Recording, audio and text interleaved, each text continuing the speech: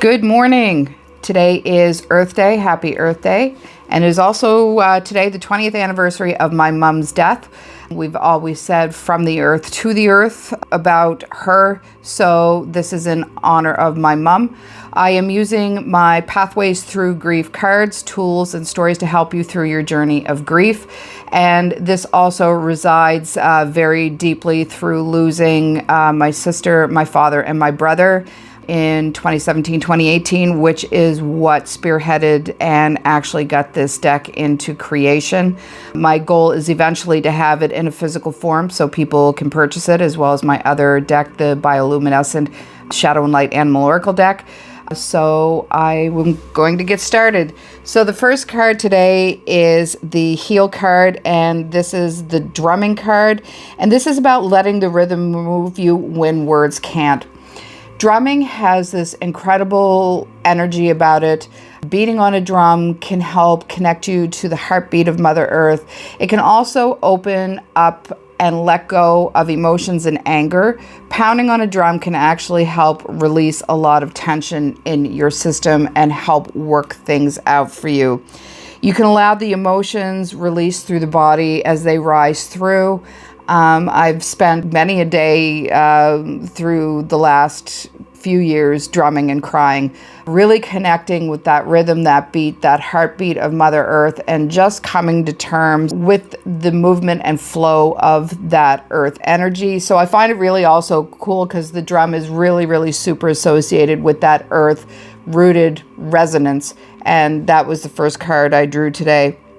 Connecting to your heartbeat, your force of life, and really letting yourself calibrate and connect to that sound, the rhythm, the beat. You can get up and use your drum and dance a bit around your house. You can get together with groups of people and do drumming circles. That's one of the things I want to reconnect with. I haven't done a drumming circle since probably around 2020, and it's time to get groups of people together and do the drumming and really reconnect to that heartbeat of Mother Earth and really get grounded and rooted into who we are. I love watching African dance when they are using their drums, Native American dance, Indigenous, anything that has to do with a beat and a rhythm, that real deep bass. I can see it as low-seated movement, that rhythmic movement. I absolutely love. I used to belly dance, so there's the drums used in that as well. So you sound to process grief that's stored deep within yourself. It's also a good cue to do that, to really let those emotions come up and flow out like a river. Getting in touch, the resonance. We are instruments, our bodies are vibration and frequency. So sometimes, I equate it to my clients as being like a guitar string. The nervous system needs to be tuned, but there's also very different, parts of the body. I see almost like, depending on what the type of flute is, more the upper chakras and crowns, where the drum is more rooted, like the lower chakra, with your definitely sacral root chakra energy. And, so we can tune ourselves as well. And to use these sounds and these beats and these rhythms to process the grief is very, very powerful. Let the body speak when the mind can't. So if you just don't have words and can't put things into sentences and don't know how you feel, you can grab a drum and just let go and let that rhythm move you. I just heard CNC Music Factory in my head, let the rhythm move you. And it's definitely that. You can really get into those deep, deep places. Drumming is an ancient medicine. It meets grief in the body. It's not just the mind. It actually resonates through you. A lot of my Reiki clients now, when I start the treatment, I actually drum around them to break up static, to break up energy. And it is an experience if you've never been drummed over before. It is incredible. It helps you bridge between the past and the present, between you and her, meaning the drum itself, and Mother Earth, and your heartbeat and the drum aren't so different. You can calibrate your heartbeat with a drum, and I usually taper off with a bit of a heartbeat for the drum at the end. I might actually drum at the end of this for a few seconds just to work that out today. So the hold card is growing around grief. Honor that grief doesn't disappear, it evolves. Grief never goes away. Grief absolutely never gets smaller. You just really learn how to calibrate your nervous system and your emotions around it.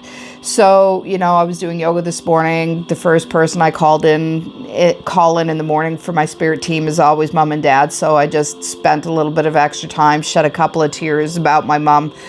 So, it is always there. It's how you take that grief and turn it into wisdom, turn it into your ancestral story, turn it into a strength rather than a perceived weakness. It's not a weakness at all. And there is no time frame on grief. 20 years later, I still shed tears every now and then when I think of my mom. I have a lot of my mom's artwork around me. I'm very lucky to have that. That piece back there, right there, is hers. I think there's, the one beneath that is hers, and the one there up in the corner is hers. That was the last painting she actually was able to do before she got too ill to actually paint anymore. And then she started working on, they were called little trading cards. So she did a lot of collage work, but that was actually her last painting that she actually did. So, you never get over it. It's never done. It's always on a scale. And you'll see these little graphs of it's an arc of the stages of grief. The realistic one will show you that, and the lines are all over the place, because you can be in anger one day and resolve the next. You can be really sad one day and depressed, and the next day you're feeling okay. So there's never a point. There's never the point. The epicenter is never there again, like the actual trauma state of going through the death of somebody. But once again, you grow around that. And as things go out and grow out, the spiral becomes bigger and bigger and bigger, and you revisit that trauma point less and less and less. But it's still always there. Allow yourself to expand while still holding the love. So just because you're healing doesn't mean you're forgetting.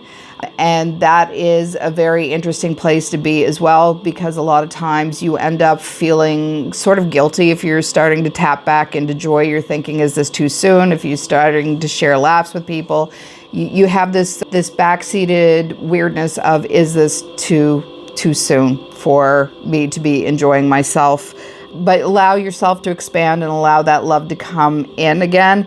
Give yourself permission to grow without the guilt. So that's exactly what I just said. The guilt being there, it's a journey, it's a path, and there is no right and wrong way to do it. There is no right or wrong way to tap into your grief, to tap into your own feelings. I can say that having a counselor or a therapist can be invaluable to you. There's some great books that you can read. And it is all about afterwards self-care, because a lot of death has to do with you and your perceived notions of how your life was going to look, right? So this is all about taking care of yourself. Recognize that healing includes living fully. And this, another hard journey, hard path, is to realize that you are giving yourself permission to tap back into life, to doing things you enjoy, to loving, to laughing, to enjoying again.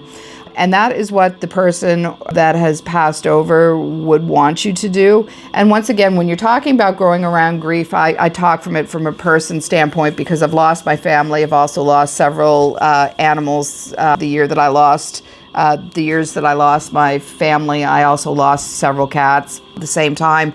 So this, you're allowed to live again. You're allowed to have fun again. You're allowed to tap into this again. But grief comes in many layers. As I said, it could be the loss of a friendship, a loss of a job, a loss of a person, a loss of a partner, a loss of an animal, so loss of a child. So there's no judgment, but allow those pieces of your life to come back. Allow yourself to plug back in again, and let both joy and grief exist side by side.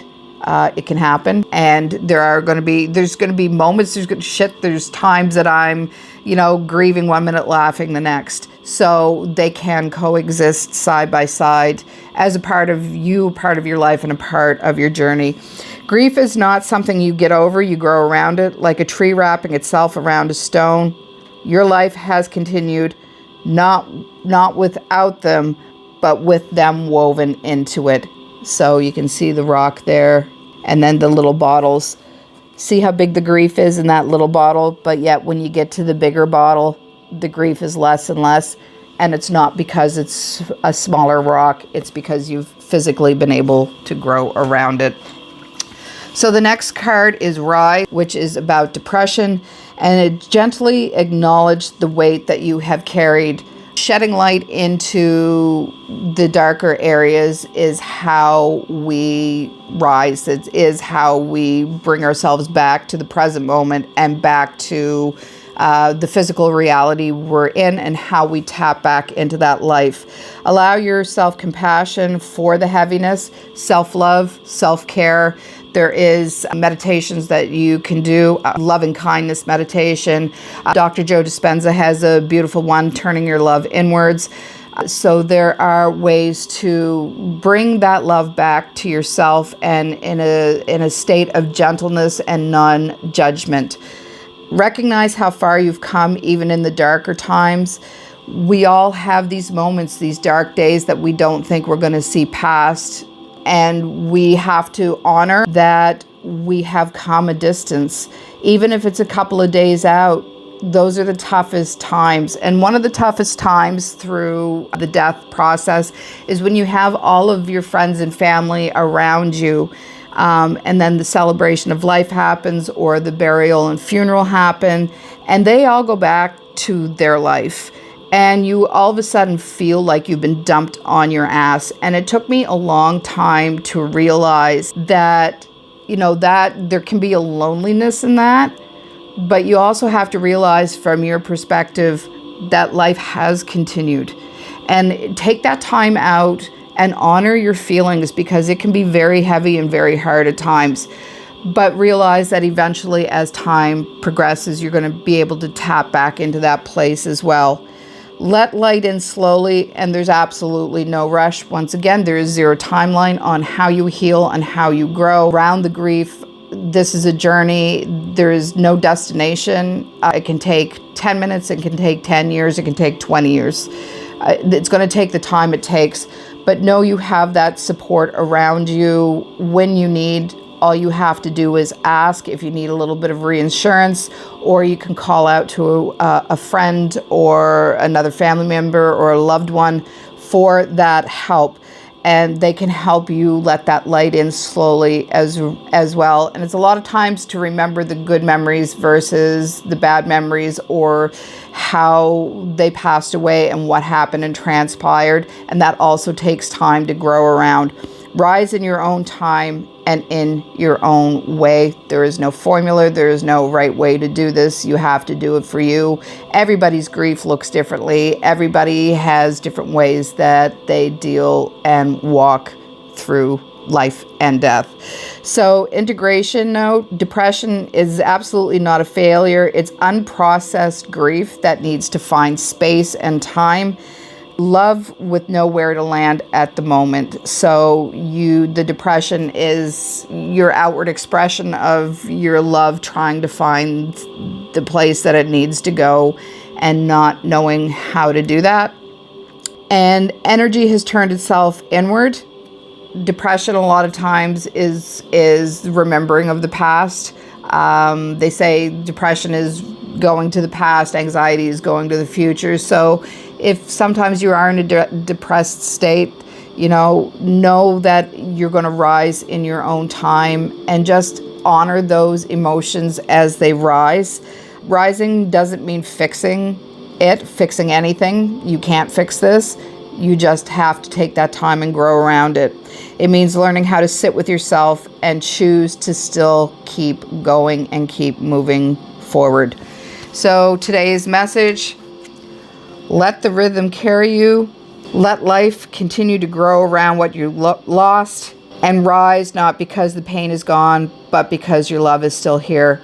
If you're holding grief today, you are absolutely not alone. What helps you move through this? Sound, movement, or silence. And I'm going to end with a little bit of drumming.